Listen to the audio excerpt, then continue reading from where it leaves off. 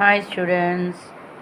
தலைமுடி கருகருக்க கண் ஒளி பெற அருமையான ஒளி பெற இந்த கருவேப்பிலை பொடி நல்லது. கருவேப்பிலை பொடி சாதம், கருவேப்பிலை பொடி தோசை எல்லாமே சாப்பிட்லாம். ஒன்றும் இல்லை, இதில் நம்ம லைட்டாக எண்ணெய் விட்டு உளுத்தம்பருப்பு, வரமிளகா,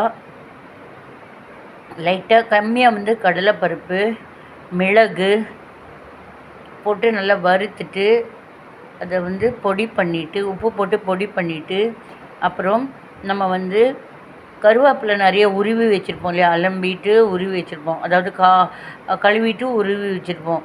அதை நல்லா பரத்தி வச்சுட்டு அது காஞ்ச பிறகு நம்ம வாணலி வடை சட்டியில் வறுத்துட்டோம்னா அப்படியே கரகரன்னு ஆகும்.